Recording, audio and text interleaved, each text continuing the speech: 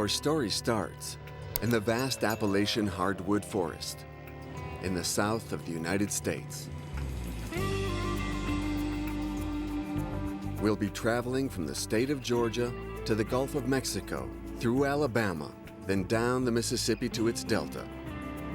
A journey to meet lovers of the Deep South.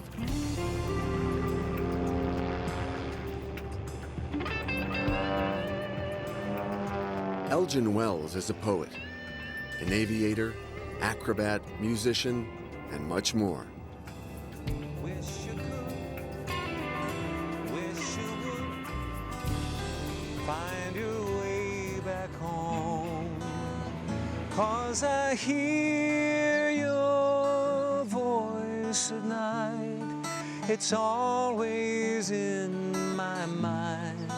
Wish I could sing you home tonight with this miss you lullaby, with a miss you lullaby.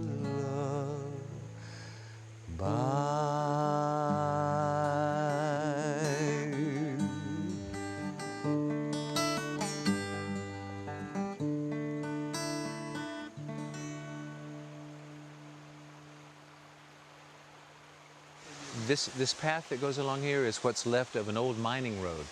The first gold that was found in the United States was found basically on this property and in this area near Dahlonega.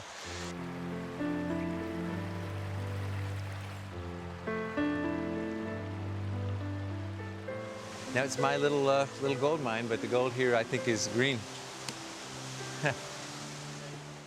It's one of the most peaceful places I've ever been in my life. Elgen lives, writes, and composes his music in the middle of this 86-acre pine and oak forest. I think that's Big Red. We have one doe who's not terribly shy, and we feed our deer every day. We're kind to our deer because they're so beautiful and so sweet. They make our lives interesting and kind of keeps us grounded, you know. Once in a while, it's good to look around and remind yourself what planet you live on. We're all very lucky to be here. Ah, chipmunk, you see him? Food. Oh, there he goes, very fast.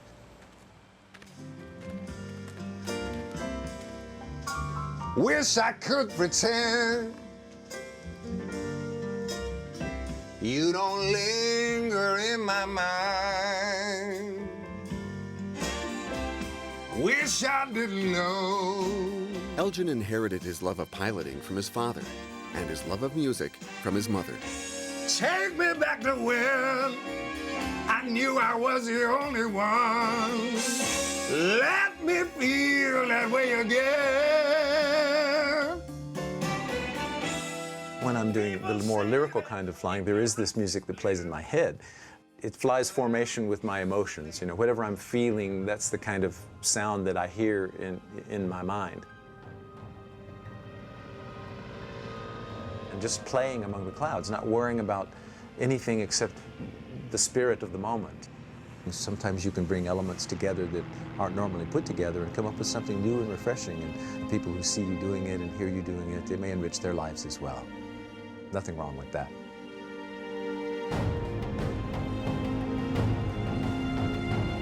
The three-dimensional freedom that an aerobatic airplane gives you is so liberating.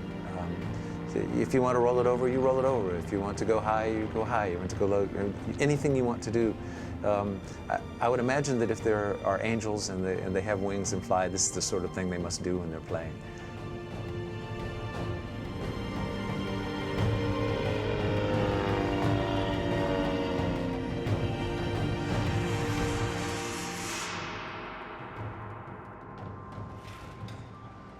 With his talented mechanic, Gene Timpson, Elgen is rigging up 2 planes in his hangar near Atlanta. Elgen's heir to a long tradition in American aviation. His father, a military pilot in the Pacific during World War II, bought him a plane when he was 20. He's been dead now for about 5 years, and I miss him to this day. Every time I fly, though, I can feel his presence in the cockpit. He was a very wonderful man. One of little tricks that I learned from my father, which is lots of fun, is you find a little puffy cloud and you go below it and you fly up into it toward the sun. and maybe roll the airplane as you're going through the cloud, and then the sun bursts out. It's sort of like your own private sunrise. It's an exhilarating thing. Elgen plays 7 musical instruments. He makes his own violins. 800 hours of work for each one.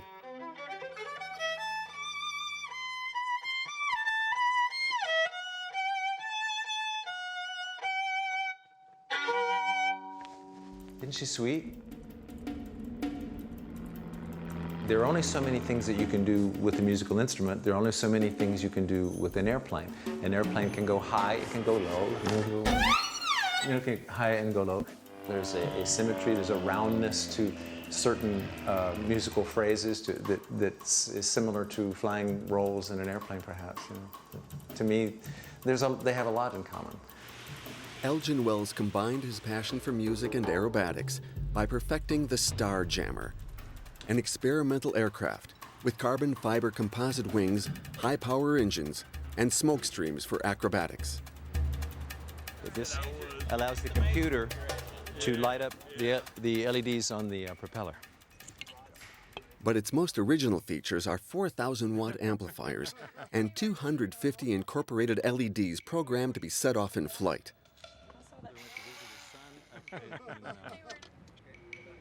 Limitless energy. Elgen always takes it a step further. On top of his concert tour, he's the only person in the U.S. to offer night aerial shows. His latest poetic invention, this guitar prototype, a modified Fender Stratocaster. A guitar that chats with his plane.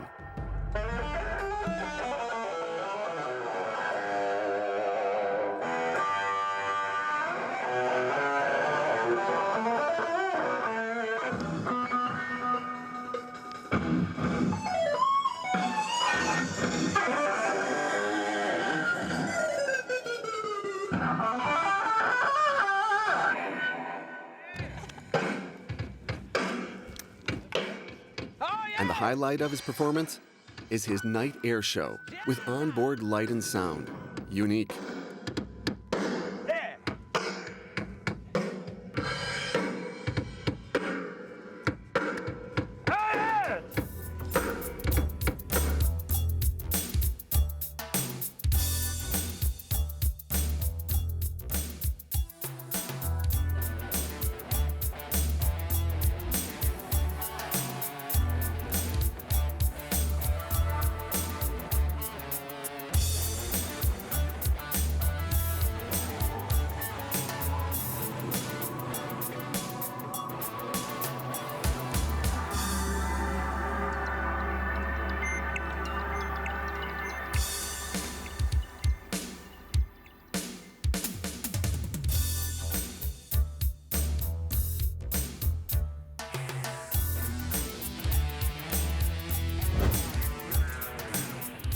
The next day, Elgen escorted us to Lake Lanier and then said goodbye in his own way.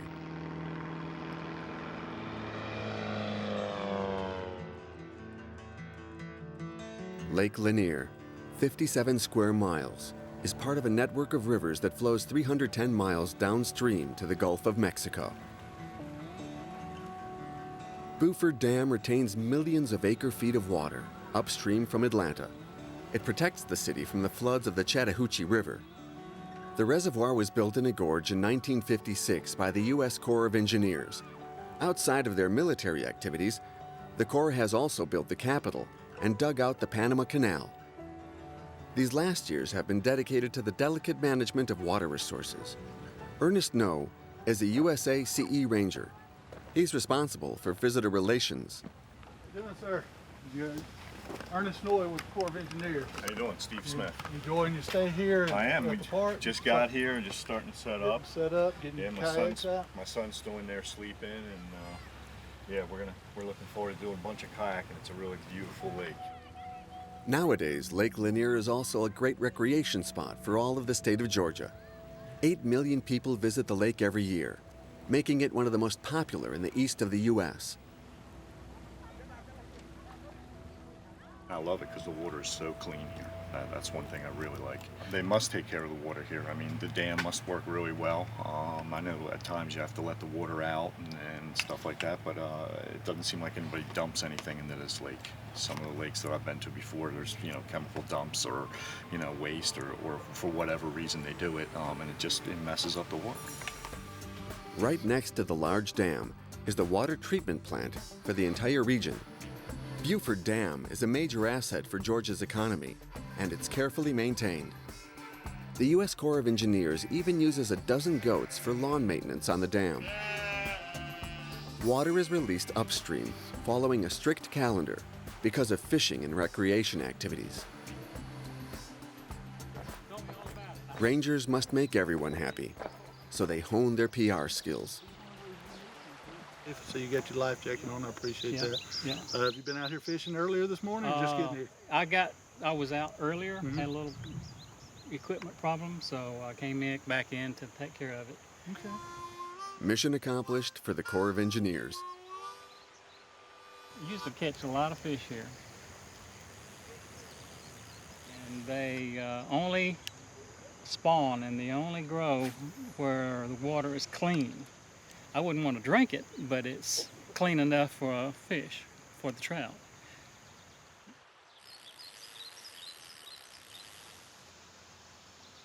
Downstream from the Buford Dam, the Chattahoochee River flows into Atlanta.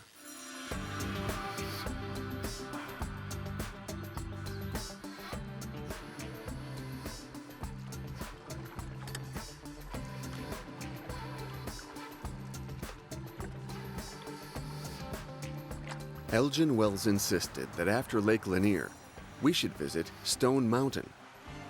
Right next to Atlanta, a strange granite monolith, highlight of the popular Stone Mountain Park.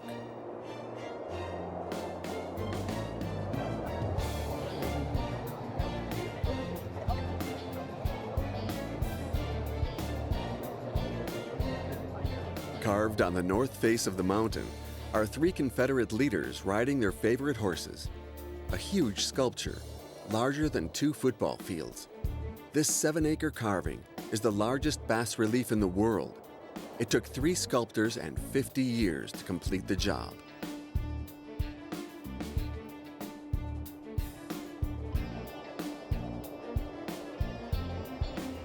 Atlanta, state capital of Georgia, 5 million inhabitants, one of the fastest growing cities in the U.S. Atlanta is home to CNN and Coca-Cola, but the inhabitants drink water from Lake Lanier, stored in these large reservoirs.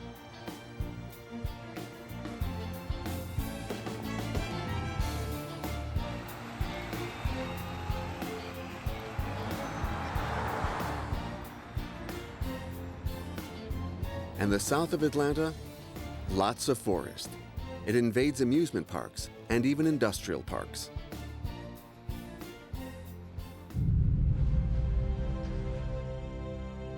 Somewhere along the river, we've crossed a border, the border between Georgia and Alabama.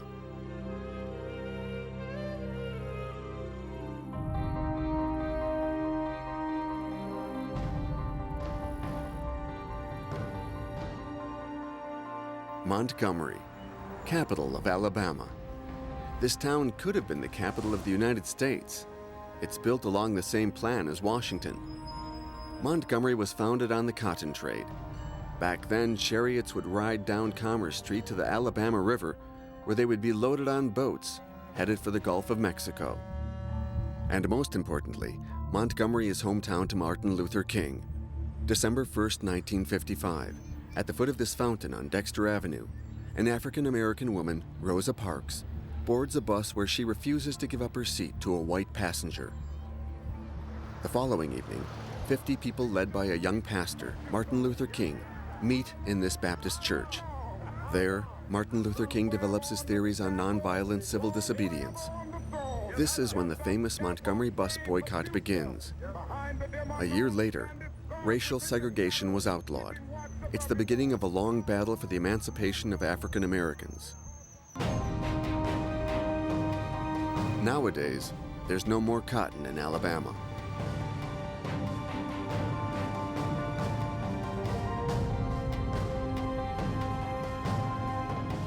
trees as far as you can see, and then all of a sudden, ponds everywhere. Intensive cotton culture has forever drained the ground of the thin layer of humus needed to raise crops. So farmers have converted to raising catfish, sometimes genetically engineered. Strange contraptions stir the water to bring in more oxygen, an unusual industry which now faces rising competition from Vietnam and China.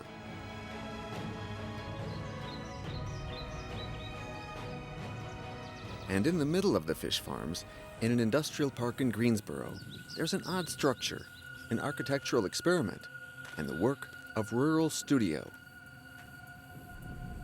For about 20 years now, the University of Auburn has been conducting a delocalization project deep down in the heart of Alabama.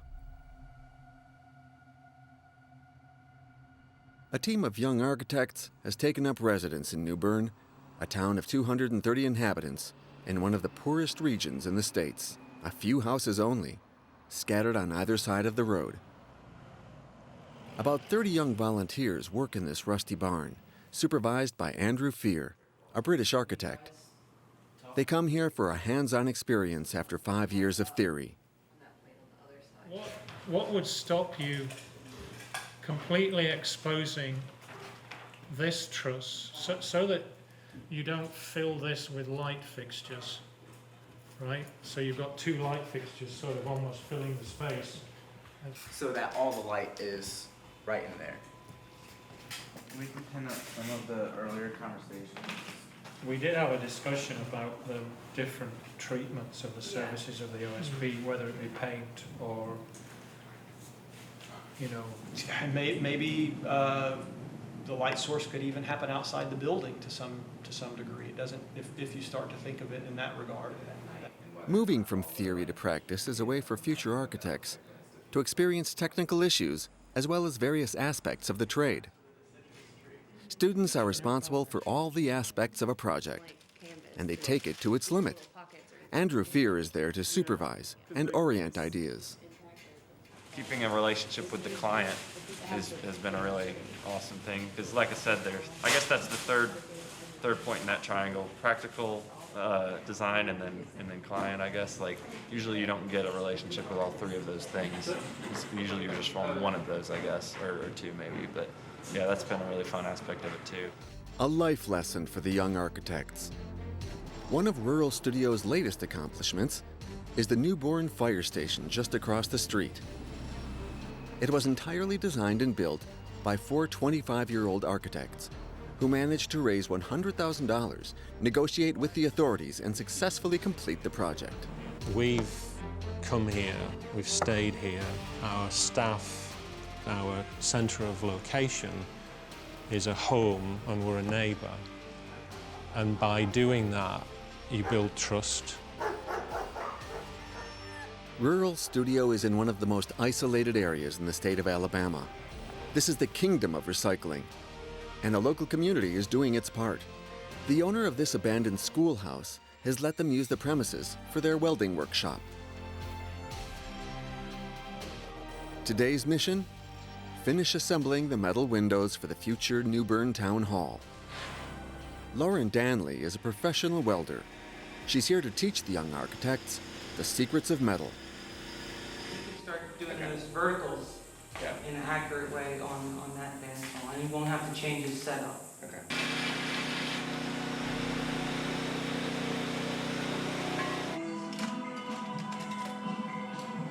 It's been a trip. It's been an adventure at the very least, trying to pull this thing together with no electricity. The roof is leaking. We had high tide here the other day. It wasn't raining so much inside of this space, but it was coming from over there and underneath the floors, and you know, the floors were wet, and it was, I was asking myself, what the hell am I doing here, you know?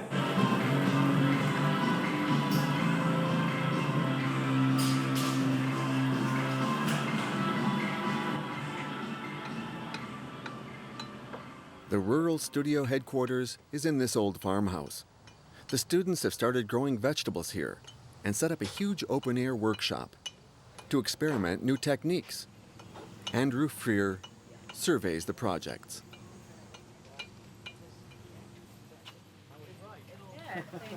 I was right. Well, shit. 12th time all day. Yeah, it looks a lot, but Yeah. They're also going to have to do a nice job of your connections to the ground with that wood lines. Where you can see the hill teeth coming out. Yep.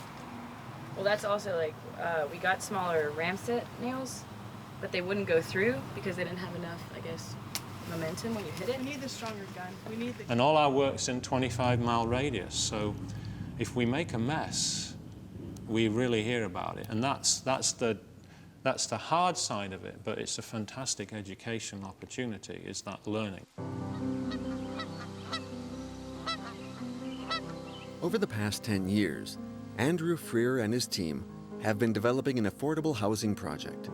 The idea is to build a model $20,000 home. Rural Studio was nominated in 2008 for the Award of Sustainable Architecture. Well, it's sustainability with a small s, right? It's not that horrible word that's been fucked up by commercials. The buildings look like they look because we have to build them, which is an important part of design. And then they also look like they look because at the end of the day we want people to be able to fix them as well. I like it because it's a comfort style house, and I like it. I ain't spraying up or letting too much in here because I got a bunch of clothes I got to take to the cleaner. And people know both ways and all that. Works pretty well for catching the breeze, doesn't it? Oh yeah. See, it comes from each way, you know. If we do a project here, we get to see if it doesn't work. And they'll tell us it's good if it's good, but if it's shit, you really get to see that. And for a teacher and as an architect, it's unbelievable.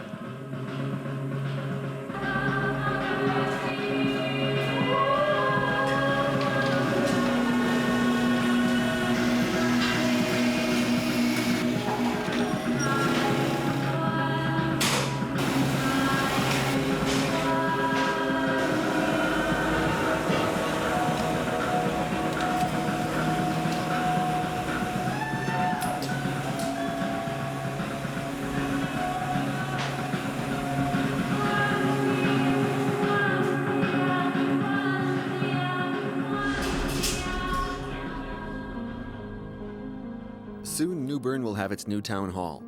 Now the retired postwoman has requested a library from Rural Studio. Over the years, the studio has really contributed to redesigning the landscape in Hale County. Far from international stars of architecture praised by the media, Rural Studio is a proof of community-oriented and environmental work in an underserved region in the U.S. We're flying 500 kilometers westward towards the Mississippi River, and our next stop, a small town brimming with history. This is where it all started for the Deep South. Natchez, 18,000 inhabitants, named after an Indian tribe, the first residents. Natchez is the oldest town along the river. It's the French who first set up harbor here on the Mississippi, then the British, and afterwards the Spanish. Natchez became American when Napoleon sold Louisiana to Jefferson. For decades, the town was the center of the cotton trade. Natchez was the town with the most billionaires in the United States, richer than New York City at the time. Its walls bear eternal traces of that period. First, Stanton Hall, a house crowded with American history, old furniture, and treasures. Pat Martin invites us in for a private visit. She's proud of every piece of 200-year-old furniture. I love history, but I love this house. Yeah. I've gotten attached to it over the years, and I'm very proud of the workmanship in it because it is absolutely unbelievable. They did it without electricity, without electric tools. This was done by hand, and the details of the workmanship that is completely repeated over and over again, and they got it looking exactly the same size, everything.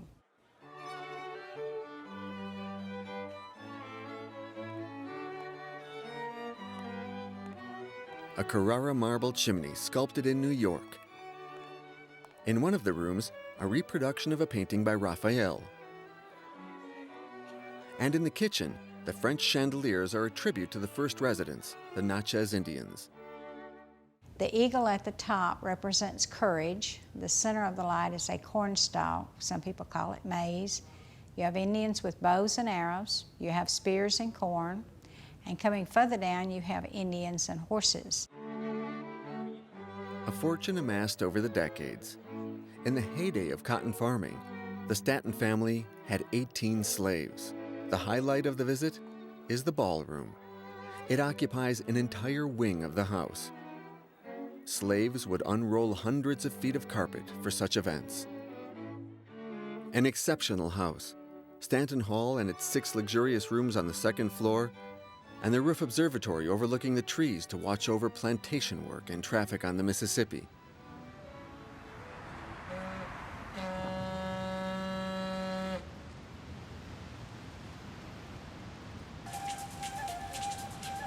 As we leave Natchez by plane, we notice a strange building, Longwood House. Longwood is the largest octagonal mansion in the country, topped with a Byzantine dome, a 7-floor, 32,000 square foot marvel of architecture with a skylight that reaches down to the 1st floor. It was built in 1860 for Hall Nutt, a cotton baron who owned 140,000 acres of land, 6 plantations, 800 slaves. Building Longwood cost $15 million at the time. 4 main floors, with a solarium on the 6th, an observatory on the 7th. 32 rooms in all, each with its own balcony. Well, the main objective that you have, architecture for the South, is to deal with the heat and humidity. So that's why you have 15-foot ceilings, deep overhanging porches, large windows and doors, lots of cross ventilation to keep you cool. Gay Garcio loves the lifestyle of the Deep South. You build your big porches because you have torrential rains, and so that the sun won't, beat so hard down on your porch. So they used porches as outdoor living rooms because it was cooler out here. Work was halted when the Civil War broke out. Architects and workers from Pennsylvania fled and abandoned the scaffoldings. Longwood, a strange palace of Byzantine inspiration in the middle of the Mississippi forests.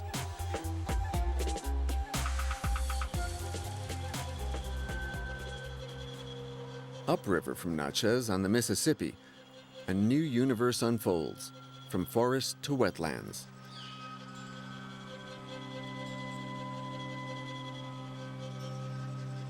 Nested in a meander of the Mississippi, surrounded by swamps, this is the largest maximum security penitentiary in the U.S. It's named Angola, after a plantation that employed slaves from Africa.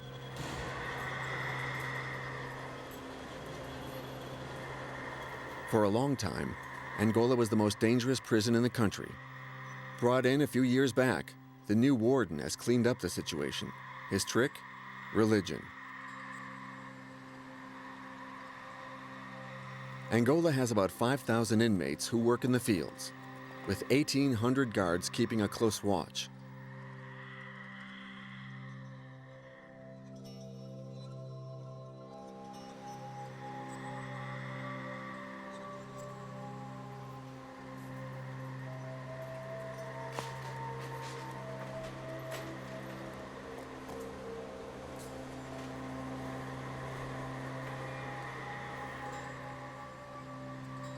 Further away, the maximum security unit for the only penitentiary in Louisiana to exercise the death penalty. The most dangerous prisoners in the country are held here. They will never leave. They're on death row.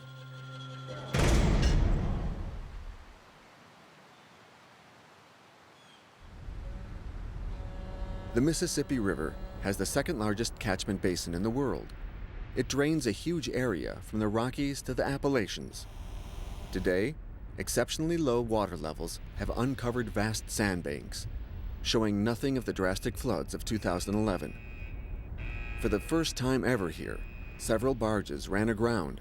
As a result, the river had to be dredged.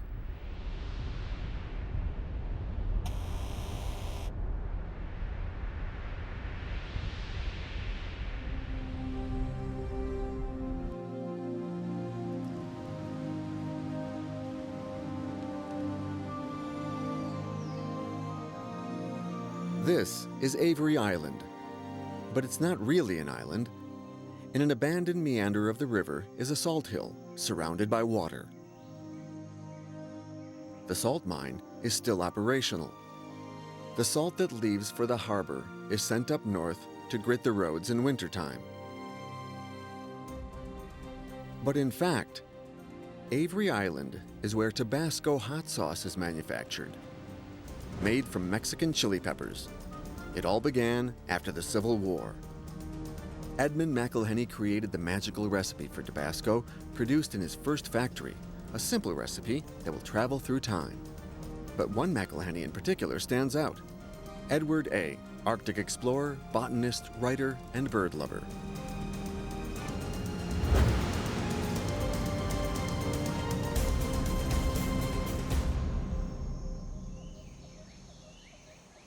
He planted a huge tropical garden on Avery Island and noticed that egrets, hunted for their feathers, stopped there while migrating. Tony Simons, fifth-generation McIlhenny, is now at the head of the Tabasco family business and very proud of his ancestor. EA went out into the marshes around Avery Island and he captured 7 egrets, and he built an aviary for them, and he let them breed and hatch out their young, and when the young were old enough to fly, he let them go. And from those original 7 egrets now, we get thousands of egrets who come back to us each year and nest in the jungle gardens, in the willow pond. EA also helped produce a silent film that they took to Washington, D.C., and it showed what was happening to the egrets, and they used that film to help convince the congressman that the egret needed to be protected, and it became one of the first species in America to be protected. The business has undergone lots of changes since Edward's time. Nowadays, only seeds are grown on Avery Island.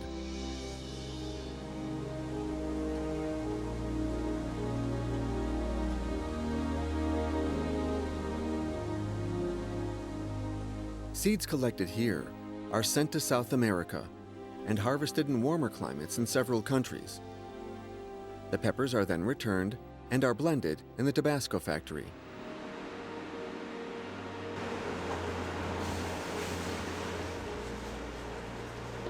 The secret to success is in the selection of the peppers and the know-how of the few people responsible for their fermentation. No jealously guarded secret recipe for this legendary hot sauce. Tabasco is really simple. Fermented peppers preserved in salt and vinegar. That's all. Everything is produced here in the factory. The 1868 recipe has never changed. I've been working here for 42 years. Yes, and the paste is stocked for 3 years in oak barrels, protected by a layer of salt.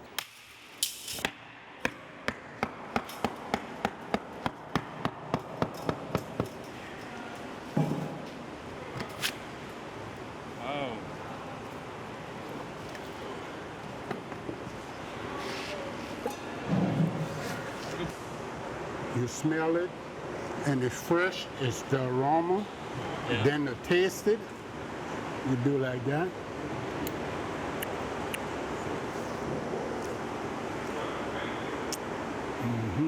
And it's hot, and you see the bubbles.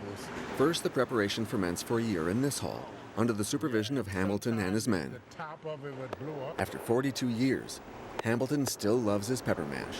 Yeah, I'm still eating. Yeah, I eat it with a potato chip, cheese and stuff like that. Put it on popcorn or whatever.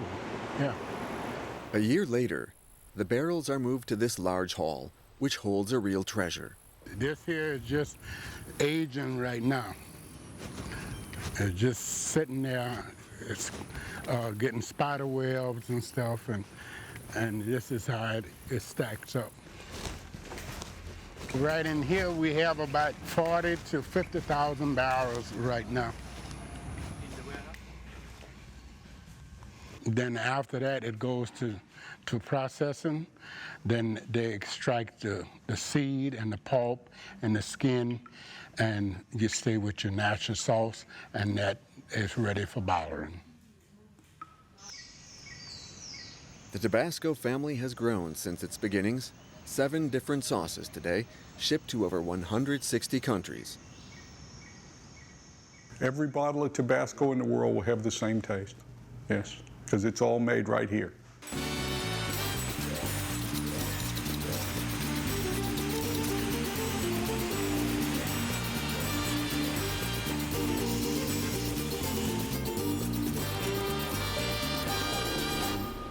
$750,000 bottles a day leave Avery Island, an undisputed worldwide success. Avery Island is surrounded by fields as far as the eye can see. Sugarcane mainly, but also soy crops, genetically engineered. The area is also a base for the offshore oil and natural gas industry. We're not very far from the Gulf of Mexico. This is what Louisiana looked like when the first settlers arrived. Endless stretches of trees and swamps. The forest had to be cleared for crops, and large embankments built to contain the river's wrath. Wedged between these 2 levees, which stretch out over hundreds of miles, is the strange universe of the Atchafalaya Basin, a natural reserve and bird, crawfish, and gator haven. The emblematic tree of the bayou is the bald cypress. It can live up to 1,500 years, maybe longer. For decades, Louisiana exported bald cypress wood to make furniture and houses. Nowadays, it's a protected species.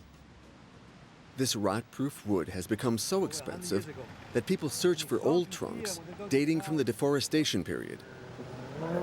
It's sometimes referred to as old man's beard. Spanish moss is the soul of Louisiana, of the Deep South. Bill remembers there used to be a lot more when he was a kid. Now, my mom tells me when she was a little girl back in the 40s and 50s, there was much more moss than what's on the trees today. She said there would be so much moss sometimes you couldn't even see the green of the tree. It was just gray moss hanging on the tree, and it doesn't hurt the tree. Last century, Henry Ford used Spanish moss to stuff the Ford Model T's upholstery. Packed in crates made from bayou cypress trees, moss would go up the Mississippi River to the Michigan plants, a 2,000-mile trip. All this stuff you see, all this grass and weeds, this is all floating. This is not land, it's all floating. In the 1930s, water fern from South America, used in aquariums and swamps, invaded the bayou. Water hyacinth, an ornamental plant, was introduced in 1884 during the 100th World Cotton Fair in New Orleans. This fast-spreading plant has now invaded swamp surfaces and cut off entire areas to boat traffic. And this is what it looks like below. Now this is floating because all these stems are hollow, like honeycombed, so they hold air. In the roots live all kind of little creatures, all kind of little bugs. And the fish like this because they eat the little bugs. Now the alligators also like this because there's a gap between the bottom of the roots and the mud on the bottom. So all this is open down there. So the alligators can swim underneath it and go wherever they want. In the heat of the day, when it's really warm, they'll get under it and get in the shade with only his nose sticking up above the water, and he'll stay there all day. When it cools off, they'll come back out.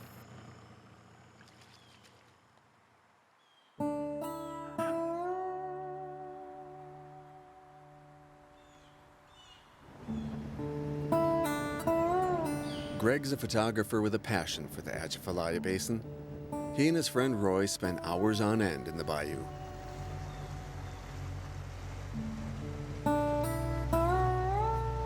Lots of species have already disappeared since the industrial era. Others multiply, like alligators, which are now protected, and new ones appear, of the invasive type. Initially introduced to the U.S. to weed aquatic farms in the south of the country, Asian carp escaped in the Mississippi 20 years ago. Since then, they've made their way to Lake Michigan. A voracious species, they lay millions of eggs and can survive in poorly oxygenated waters. Normally, they weren't supposed to escape from the fish farms, but any idiot should have known they wouldn't stay where they were. Now they've invaded the entire Atchafalaya. And the cost of this invasive Asian carp species? 4,000 jobs, $3 million, and it's not over yet.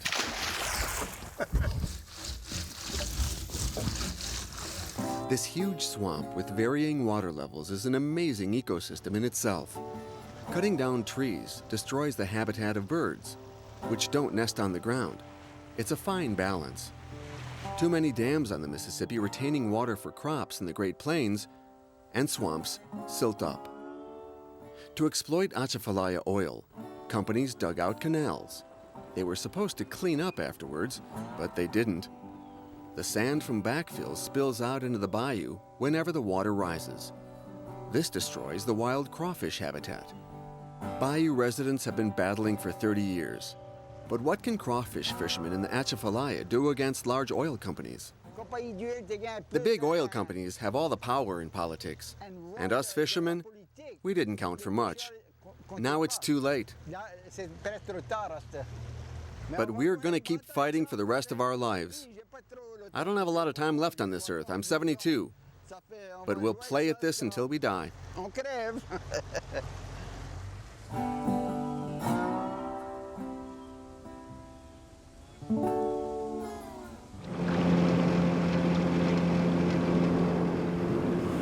This is Shane Doucette.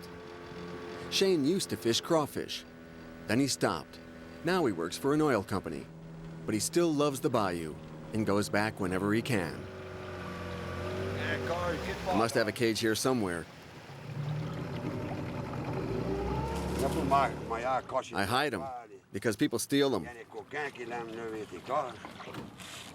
Everything's good for the taking, depending on the water level. Today, it's turtle. You need a permit to catch and another to sell, but Shane doesn't sell them. We try not to go to the store to shop too often. We eat turtles, deer, wawarons. What's a wawaron? Sort of toad. How do you eat turtle? You can make a hot sauce. You can cook it in tomatoes. You can also roast them. We like that. See how big this one is? Look. These are some big ones. I caught one. It was 45 kilos.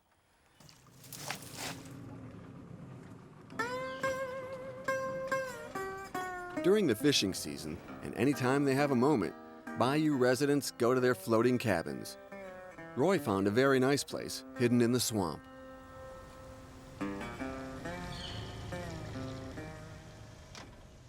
Down here I hunt deer, ducks, squirrels, and rabbits.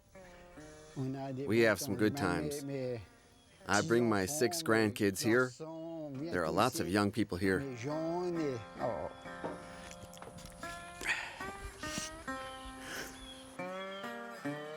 People in the bayou live in a land of tales and legends, inspired from true stories, such as the story of the pirate Lafitte, who trafficked in slaves. His army of 1,000 men controlled the Mississippi Delta. A long time ago, this is where the ocean began. The elders say that the pirate Lafitte hid his booty here, all around. But nothing's ever been found. I have tried, though.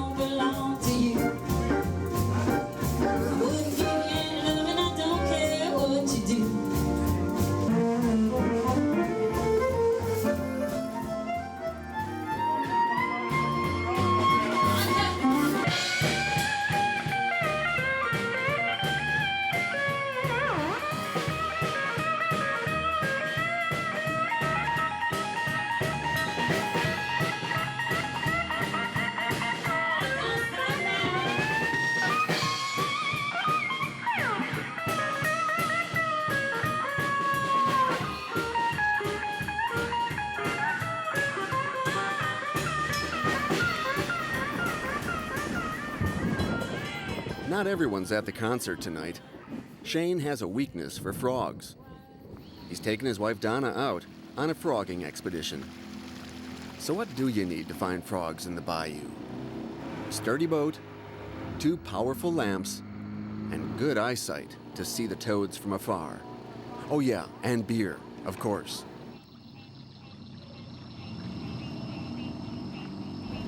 See that? You ready? You trap a few like that, and it makes a mighty good meal. It's not bad. See how pretty the skin is? It'd make some nice boots. Or a money pouch.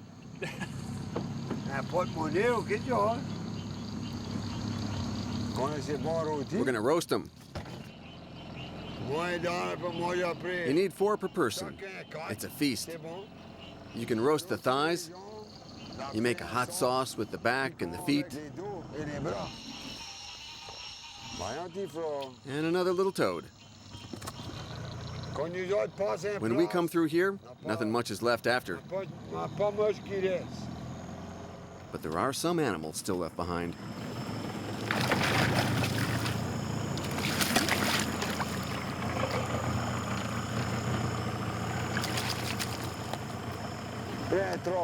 I could use a ruler. The tail, feet, jaw, it's all good to eat. What a cute little alligator. But he's not going to stay cute for long. That'd be good, huh? That's a nice one. You catch it like that? Yeah? Yeah. It's dangerous, no? It's dangerous? No. Oh, now he's in the boat. He's dangerous. He'll be all right. He'll be okay. He's strong. 1.5 meters.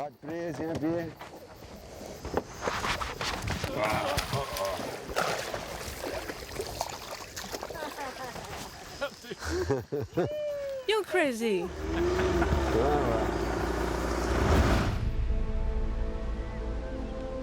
It's the end of our trip. The shoreline appears in the distance. The Mississippi Delta is a little like the French Camargue and its swamps, but it's much wilder, more mosquitoes, and more alligators.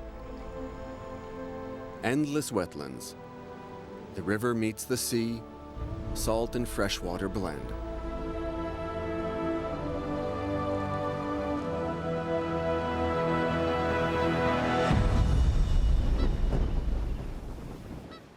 Life here is not easy. Storms and hurricanes always come from the south.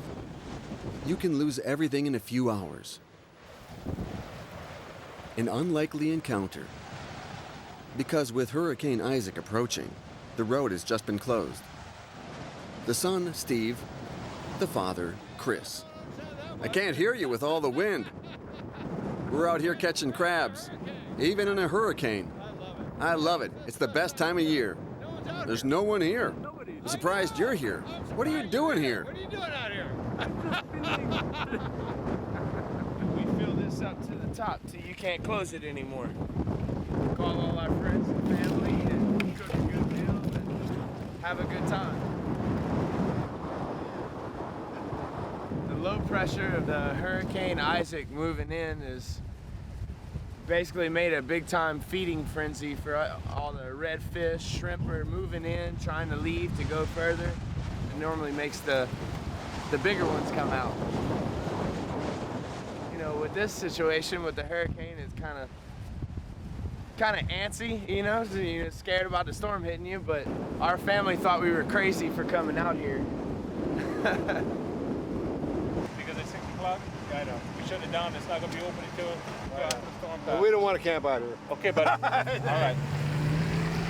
See, that's is probably one of the best places to come and experience this wildlife. They have a lot of true Cajun culturistic people that come down here and live in these areas back here, and it's their living, their livelihood. That's how they put food on their tables, coming out here and doing this for their families.